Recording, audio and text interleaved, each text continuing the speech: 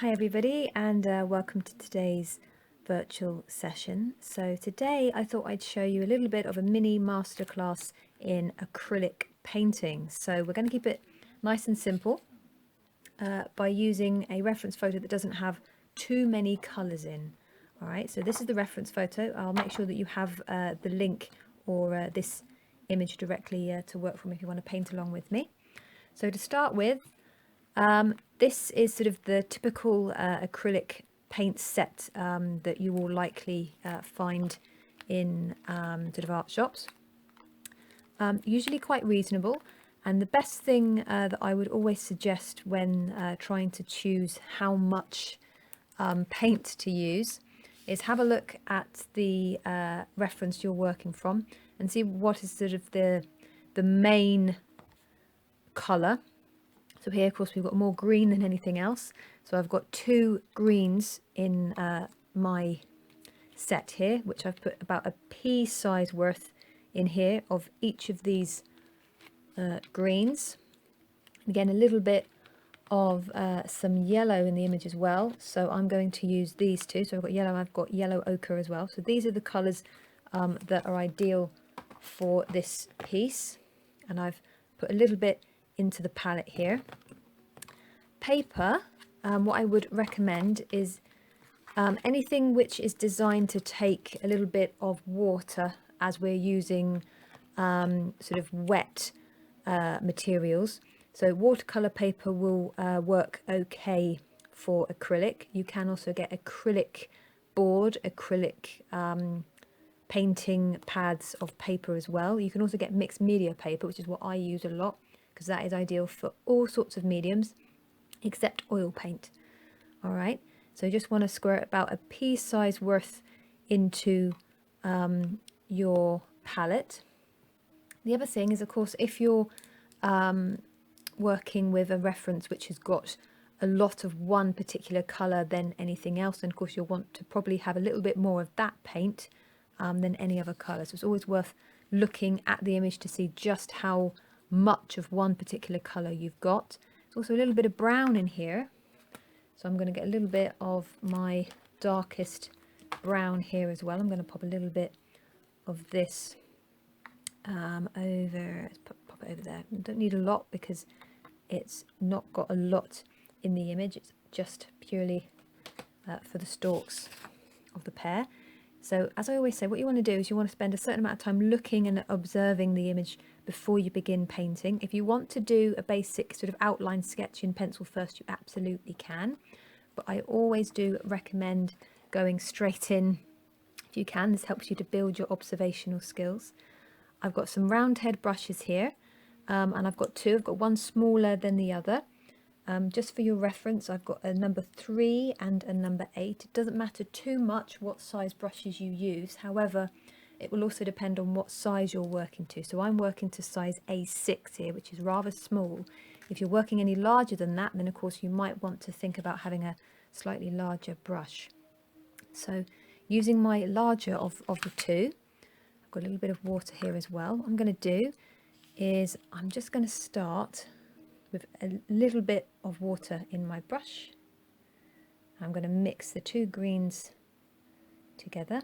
I'm going to pop a little bit of yellow in with this green just to brighten it up a little bit. And then looking at the reference photo, what I again would recommend, depending on if you've printed this out or if you're looking at it on a screen, is try and keep it sort of level in line with the surface that you are working on. So I'm going to start with this one over here. What you want to do is just build it up slowly. So you'll notice I'm doing small little brush strokes here. And I'm just going to start to build that up. And then I'm loosening it with the water. Bit at a time. And just building the shape up, and then I'm using water just to move and manipulate that paint around. I'm going to add a little bit of yellow into this, a little bit of water. You will feel if your brush starts to get a little bit dry, that's when you need to add a little bit of water to it.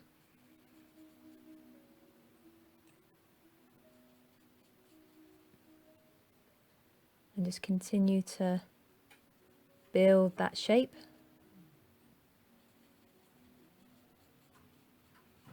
Don't worry too much about brush strokes being visible at this stage, because if you do add more layers as you go, you will start to cover some of these. But my sort of best advice that I would give for this is to sort of flatten the brush like that, and then add a little bit of water. This will help you to sort of blend the paint as you're working with it, which will help to minimize any visible brush strokes.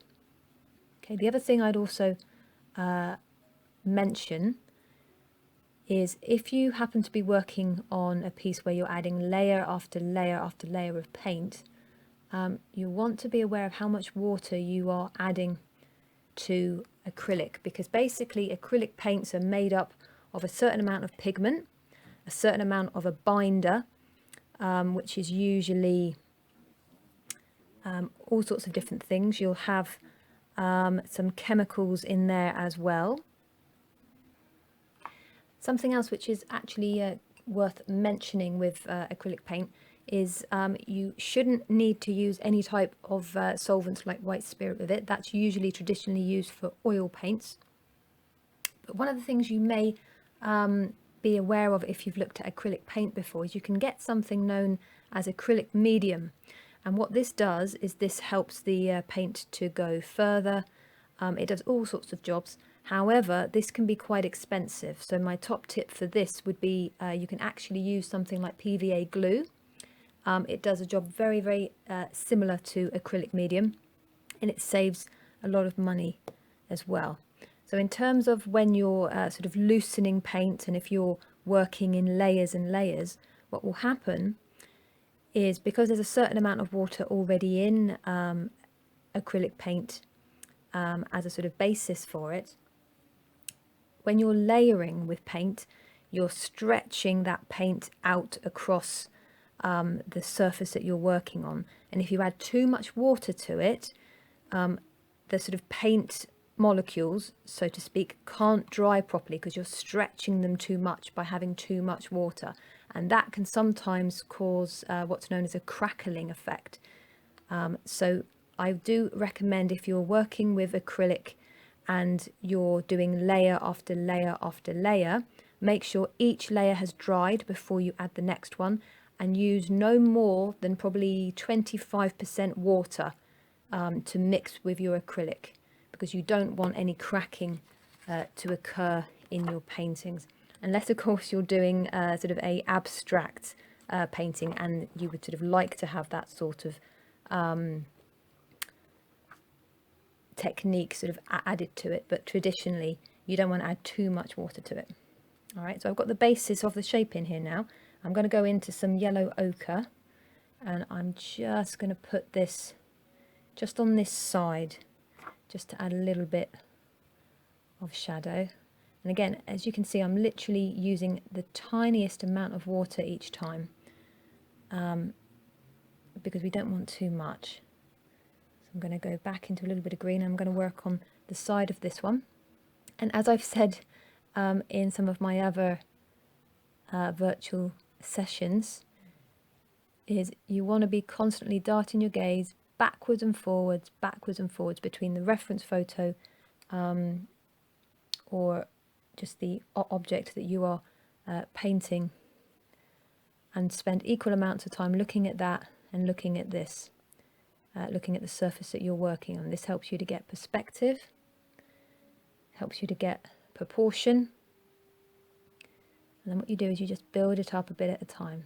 So as you can see, even though I'm doing sort of one layer at a time, they are very, very fine layers. They're not thick. And because I'm using a very small amount of water, but I'm using more paint, there shouldn't be any cracking. So what I'm going to do is I'm going to put a little bit of yellow ochre down now. Just a bit.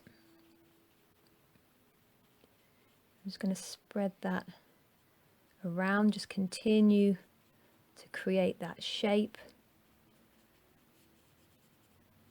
Again, I'm not being too precise here, I'm just doing the basic shape.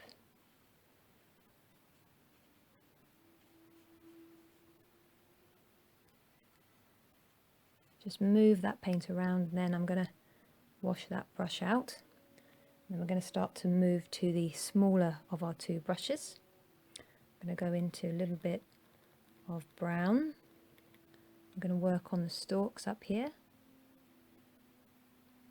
And again, as you can see, I'm not sort of doing any sort of solid lines like that. I'm doing little bits at a time. So I'm kind of doing a bit and then I'm lifting the brush off of the page, like so. I'm going to go with a little bit more paint because I want that to be a little bit darker. So if you want the tone to be darker, add more paint to it. Like so. Okay, one of the other things which is sort of worth noting is, depending on what brand you have, all acrylic paints are made slightly differently. So some have got more pigment than sort of medium and binder mixed. You will find that something like white acrylic paint usually has got more pigment than any other colour, so it should be quite thick in terms of its consistency. What I'm going to do now is I'm just going to show you a very, very quick tip on brush technique. So I've put a little bit of paint in my brush here, and then if I hold it near the tip and then go sort of nearer the end of the brush, and then I'm just going to pull this across like so, and you can see you get quite a nice fine line.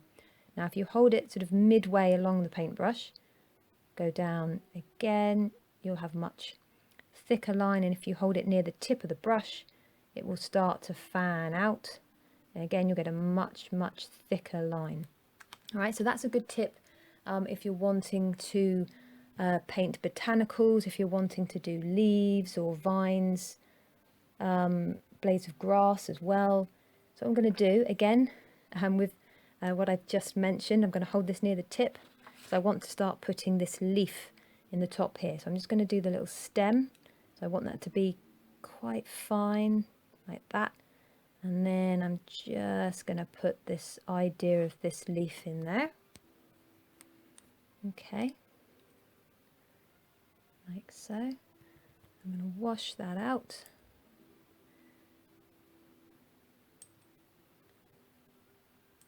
Okay, something else which is quite a good tip, and this works for watercolour painting as well, is sometimes when you wash your brush out and then you sort of put a bit of paint on it and go back to your paper, you can find it's too wet. Something you might see artists do quite a lot is we tend to test the moisture in our paintbrush on our hand. This gives us a good indication of whether we've got too much water or not enough. So I can see I've got too much there, so I'm going to take a little bit off of that. I'm going to go into my brown paint and just load the tip of the brush with that, because we're going to start to put in these seeds that are in the centre. Again, very gently, just build this up a little bit at a time. I'm going to start to put some of the other detail in, so this will give a little bit of sort of shade and shadow. I'm going to go in with a dip of water because I don't want a lot. I'm just going to start to put in some of the shadow here, and again I'm going to just go in with some water there because I want this to be a little bit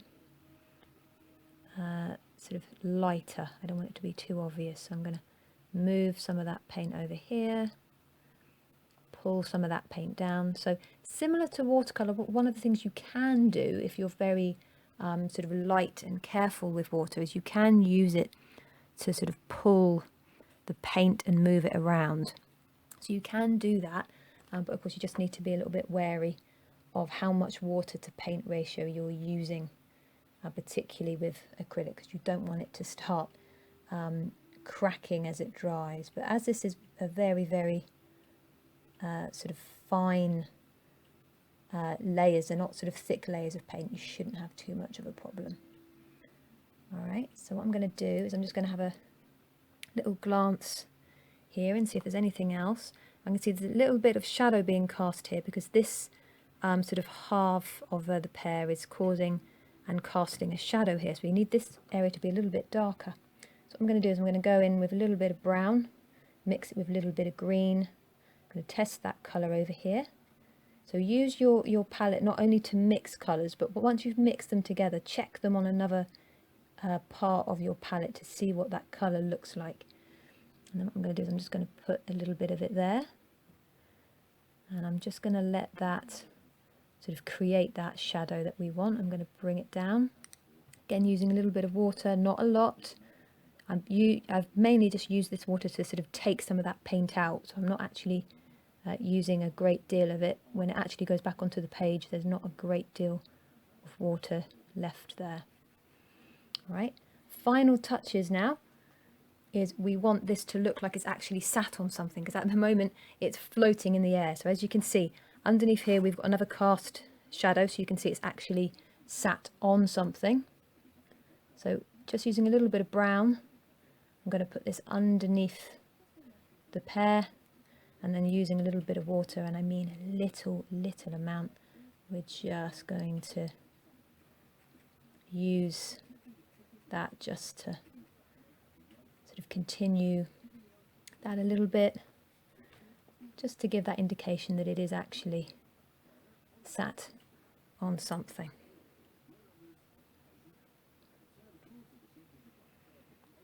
Okay, one of the other things that you can do, particularly when you're starting out with something like acrylic, is you can do little what's known as sort of tester strips, because it can actually be really helpful to give you an idea on the consistency of the paint before you actually apply it in the area of your painting. So if I go in with yellow ochre, for example, I'm going to load this into the tip, and if I just pop a bit here, you can see that's quite thick. But if I then wash that out and go into the sort of brighter yellow I've got, this is much thinner. So as I mentioned earlier, all different paints will have a different ratio of pigment, which is your main colour, to binder that they use to sort of create that paint texture. So by doing a little tester like this, you can see how much paint you're going to need when you actually add it to your final piece. So you can see this one is much thicker in terms of consistency, so we know that there's a lot more pigment there, and it's sort of slightly different in strength. This yellow is much looser, it's a bit runnier, so that gives you a good indication, so you know how much paint to add. Because if you are applying a colour which is quite loose and quite runny in consistency, you're more likely to get those visible paint strokes. Okay, so there you go. I hope that has been helpful, and I will see you soon, hopefully, for another virtual session.